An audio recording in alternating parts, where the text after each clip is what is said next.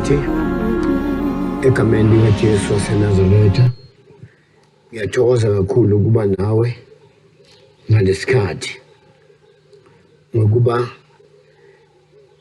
besiloku sikhuluma ngicacisa indaba ye-rapture. Manje ikhona into ezokwenzeka la uma sesingena ezulwini thina bazalwane. After rapture sihamba noJesu siyongena ezulwini. Na into yokwenzeka phambili lokho ngikukhuluma la asinto ezokwenzeka emhlabeni ebhalwe uPaul, kodwa into yokwenzeka sesezulwini thina bazalwane after rapture, emva kokuhlwithwa. Ngizokufundela le verse 2 Corinthians chapter 5 number 10. Ifundela kanje: ngokuba thina sonke simele ukubonakaliswa phambi kwesihlalo sokwehlulela sikaKristu, ukuze iloyo naloyo amukele njengalokhu akwenzile sasemzimbeni, noma okuhle noma okubi. Asikhuleke. Baba Ngcwele, uNkulunkulu ophila phakade, nanti izwi lakho nawo abazalwane babusise besezwa ngegama likaJesu, busa nomlayezo. Amen. Ngakho izwi lenkosi lithi la, lento engikhuluma ngayo la asinto ezokwenzeka emhlabeni. Into yokwenzeka sesifikile la siya khona, nala sibizelwe khona, sibiza ukuthi emva kokuhlwithwa. Ngomagama la ukwehlulelwa kwabazalwane, ngoba asihlulelwa ngokufana. Abazalwane banokuhlulelwa kwabo okuKristu njengoba bamamukela, and then abanye bazayo kuThixo. Ngakho-ke thina abazalwane siyaphambi kwesihlulelo kwesihlalo sokuhlulela sikaKristu. Kuthiwa-ke yiloyo naloyo ngokuba thina sonke simele ukubonakaliswa phambi kwesihlalo sokwahlulela sikaKristu, ukuba yiloyo naloyo amukele njengalokho akwenzile esemzimbeni, noma okuhle noma okubi. Uyabona, njengoba siphila nje sisemzimbeni, ku-rapture umzimba wahambi, kuhamba wena. Manje siyoma phambi kwesihlalo sokwehlulela. Ngikade umamele la mazwi athi yiloyo naloyo uzoma phambi kwaNkulunkulu, phambi kwaKristu Jesu, amukele njengalokhu akwenza esaphila emhlabeni emzimbeni. Khumbula-ke sabe singasekho emhlabeni, sisezulwini. Yiloyo naloyo amukela lokho akwenza esasemzimbeni emhlabeni, ngoba lokhu ukwehlulela kwabazalwane. Kungakudingekile ukuthi uma umzalwane uqaphele ukuthi wenzani la emzimbeni, ungaphili nje kabi. Umzimba wakho uyithempeli kaMoya Oyingcwele, manje uzohamba uzosuka. Ngakho-ke uyoma phambi kwaNkulunkulu, ngeke uhlulelwe nabanye abantu, noma nebandla lakho, noma nomamakho nobabakho, noma nefamily. Uyoma wedwa njengoba wamukela uJesu wedwa. Bese-ke la mazwi lawa anzima athi, bese uyabuza ukuthi kokuqala wenzani emhlabeni emzimbeni. Yabona le nto engikhuluma ngayo asinto yasemhlabeni. Uzobuza ukuthi wenzani emhlabeni emzimbeni. Ngakho-ke ngicela uzwisise kahle, umele ukuthi uma umzalwane uphila impilo yokusebenzela inkosi, uzenzela wena, awenzela omunye umuntu. Ngizokufundela namanye amazwi, nakho lokhu ngizokufunda la, into engiyifundayo izabe isezulwini, hayi emhlabeni. Incwadi yokuqala kaMakorinte chapter 3 verse number 10 ifundeka kanje: ngumusa kaNkulunkulu enguphiweyo njengenyanga eyakha ehlakaniphileyo, ngabeka isisekelo omnye wakha phezu kwaso, kepha yiloyo naloyo ngalumamele la, kepha yiloyo nalowo aqaphele ukuthi wakha kanjani phezu kwaso, ngokuba akekho ongabeka esinye isisekelo kuphela leso esibekiweyo esinguJesu Kristu. Kepha uma umuntu akha phezu kwalesisekelo ngegolide nesiliva namatshe anenani nemithi notshani nenhlaka, umsebenzi walowo nalowo uyakuvela obala, ngokuba lolu suku lawudalula lokhu kwambulwa ngomlilo, nokuthi umsebenzi walowo nalowo unjani, umlilo uqobo uyakuvivinya lokho. Uma umsebenzi womuntu awakhile kuso umi, uyakwamukela umvuzo.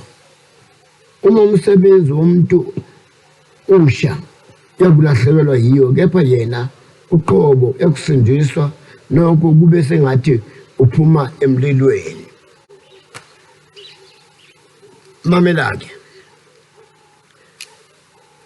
kuthiwa uma wamukela uJesu njengomsindisi wakho,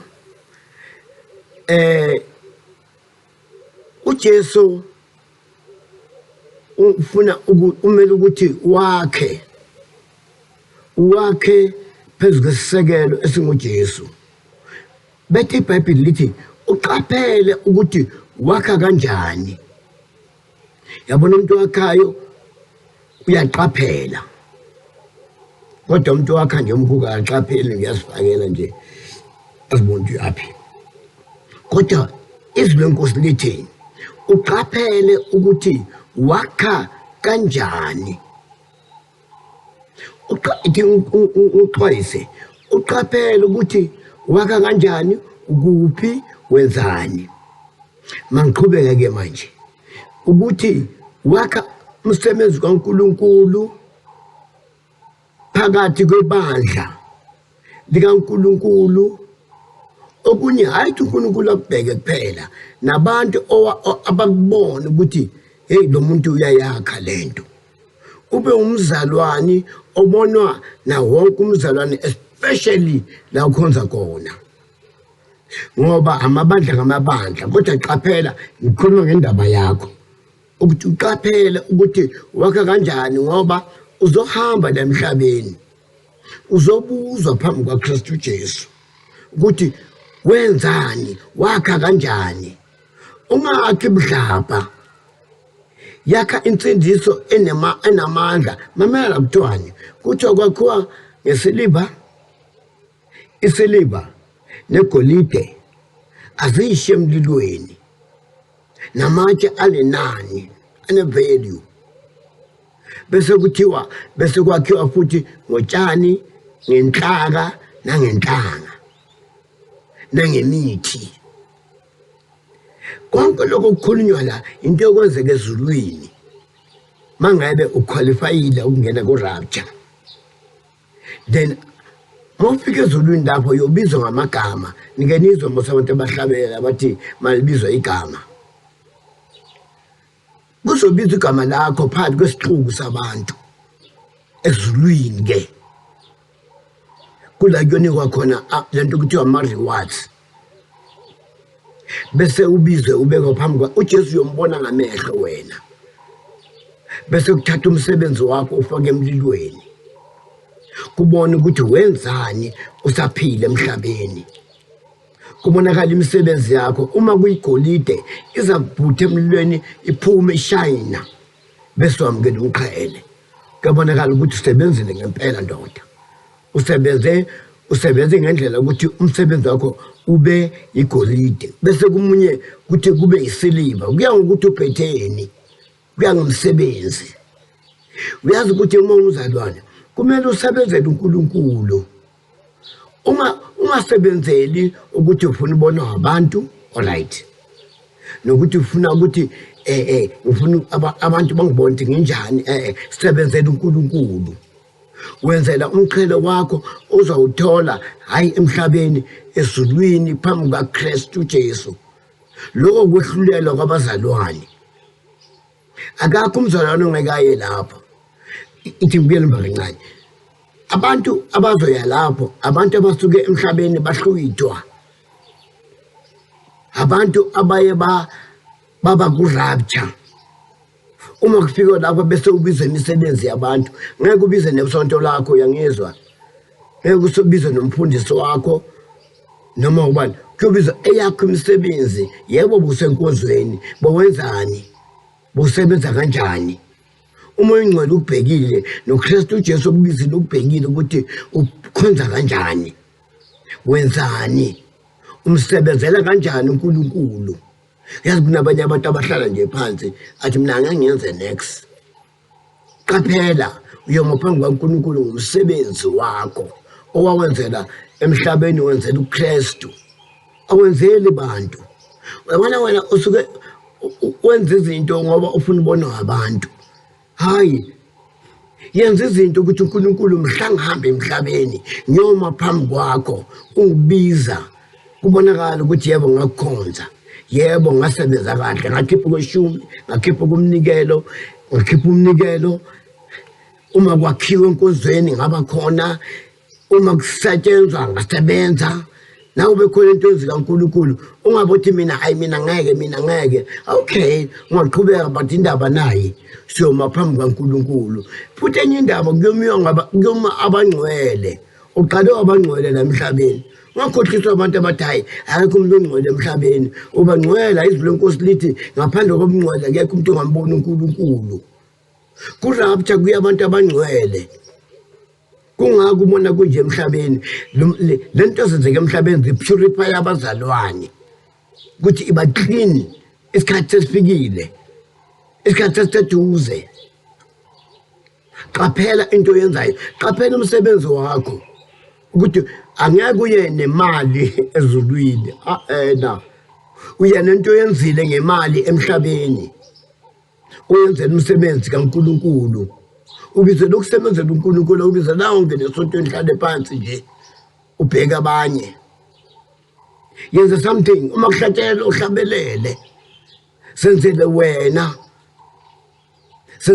ifavor yokuma phambi kaNkulunkulu be sincere ngalento oyenzayo qaphela ukuthi uhamba kanjani qaphela ukuthi wenzani ngoba uNkulunkulu uyoma phambi kaNkulunkulu wena okhonza kimi hayi nami ngizimela kwesami mina ngibize nje ukuthi ngitshele wena ukuthi mamela la khonza uNkulunkulu ungasonti ungabi umsonti yazi abanye abantu bangaza futhi abantu beyinkozweni yena wena enkonzweni hayi mina ngiyangisonto kuphela amagama yoregister esontweni register ezulwini uNkulunkulu akwazi imihla imihla ngemihla ube phambi kwakhe umkhonza ngomoya nangeqiniso njengoba asho uJesu ukuthi isikhathi sifikile abangikhonzayo bangikhonza ngomoya nangeqiniso akusizi ukhonza kanti awunaqiniso uma uyamangala nje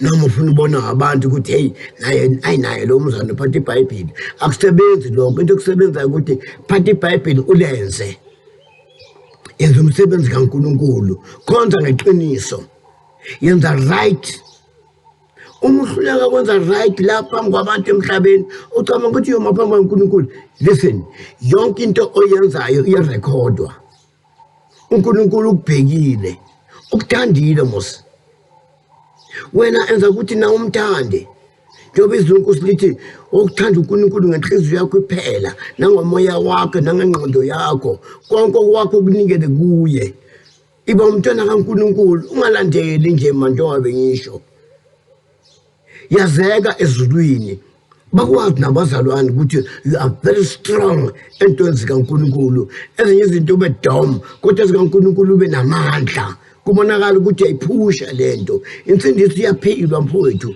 dadewethu uyoma phambi kaNkulunkulu enza right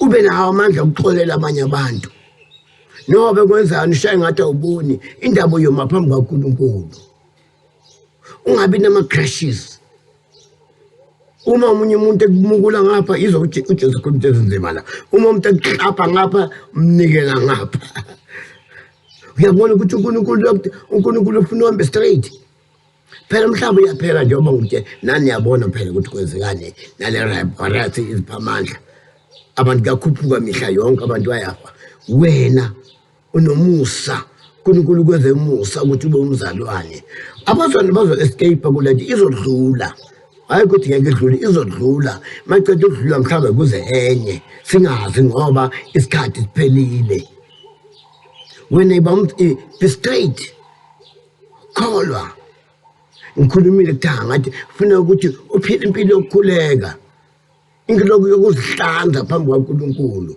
ngoba uyoma phambi kwakhe ngeke ume phambi kwaNkulunkulu unezinto ezisinacks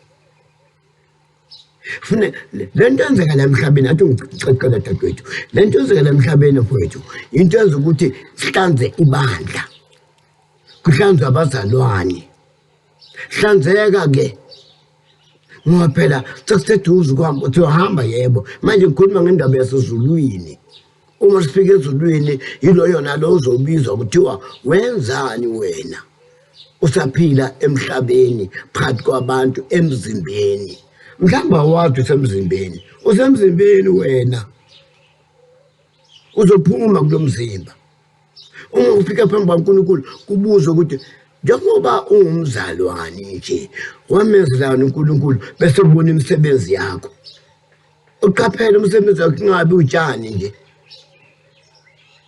emsebenzi wakho mayutshani ithi iBhayibheli uzosha ulahlekelwe yiwo kodwa torho ngoba ungena ezulwini uzosinda kodwa ngeke kuthole umqhele uyongena nje uzosinda ngoba uphile ubungcwele emhlabeni kodwa nayo indawo ufuna ukwazi dadwethu mfowethu ungabi umzalwane olandelayo yazi kahle uyoma phambi kwaNkulunkulu ngempela uyoma phambi kwaNkulunkulu wena izwa lamazwi engiwakhulumayo athi uPaul uyobuzwa ukuthi wenzani nami ngiyabuza wenzani wena wenzani ebandleni wenzani emzimbeni kaKristu Jesu wenzani phakathi kwabazalwane uphila kanjani enkonzweni uya kanjani enkonzweni noma ukuthanda wena ngoba ubona ukuthi une stress umuntu akayisontweni yazi une stress akiwa ngoba une stress lapha kuya ngoba uyokhonza umkhonzo uNkulunkulu ngomoya nangeqiniso iba umuntu oqiniso sesiyahamba singabazalwane ngitshela iqiniso indawo yabazalwane ayisekho emhlabeni ungathi ugijimisa ubumnandi bomhlaba abukho uzobutholaphi ngoba wonke umuntu uxakekile awubheke akwazi nokuya edrobheni funeka edrobheni kutyuwe akwazi ukuthi uyithandayo sibonga uNkulunkulu ngalento efikile ngoba ibuyisa thina ukuthi sazi ukuthi isikhathi lesi manje isikhathi sokuthi umzalwane ube umzalwane wamampela nje noma umfundise ube umzalwane usindiswe nabantu bakubona usindisiwe ungabi nezidiga